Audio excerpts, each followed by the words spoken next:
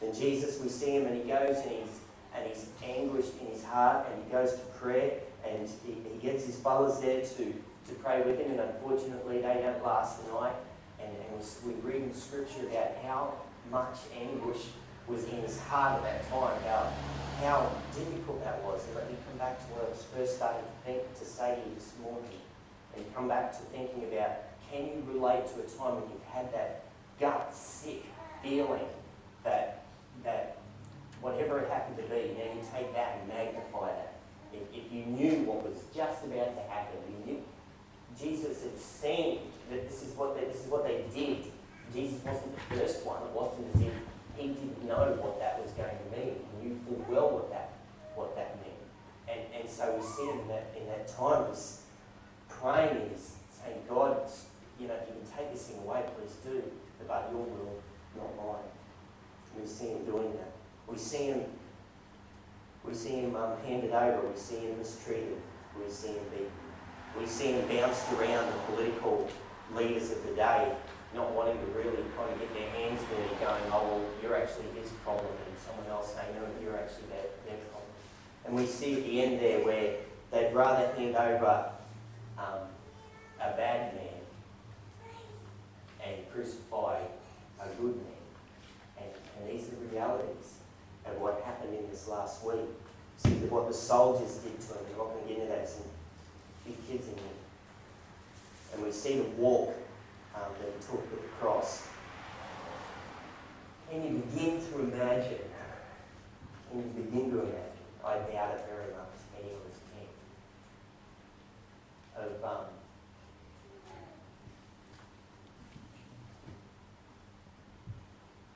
Of carrying yourself. Bad enough knowing you're going there. But you take it yourself. And you carry that.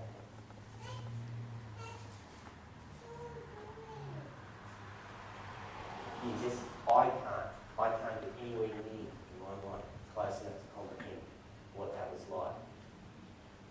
I remember as a kid, did something wrong, was made to fix it, was made to take the thing that I stole, and was made to take it back to the person. And just the sickness you feel. I was only a child, I was crying, and it was very traumatic. So it was something like that. And here, they give him a sentence that's not right, that's not fair, and they give it to him. And they make him take that all the way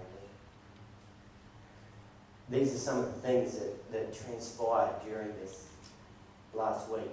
And I wanted to set the context, and I'll finish the first part of this message, and I know that's been very real and in your face, but we needed to step into the time, into the day, into what was really happening at that point in time.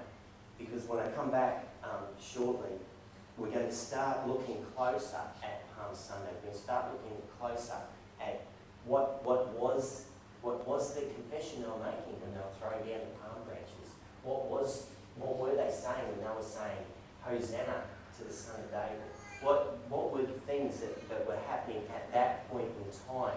And we need to understand the full picture for us to be able to embrace and celebrate and appreciate the incredible spiritual season that we're in right now. And it is an incredibly rich season. And some churches, some denominations, they use this time, and some churches call it Lent, and they use this time as a time to review and to revisit and to consider about where do I stand with God.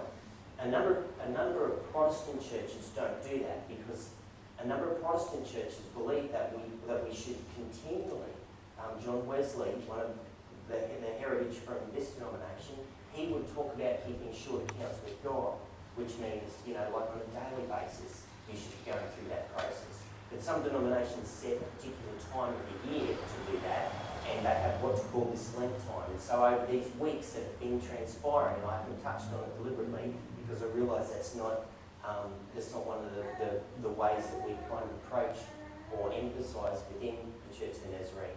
But over these last number of weeks, they've been doing things and promoting to the fellowship, saying, this is the time for you to check your spiritual pulse. And I think the value and that activity that is really important and valid, we would obviously promote that should be happening on a daily weekly basis. So here we are, we're in Easter. We've got it just down the road now. Today is Palm Sunday.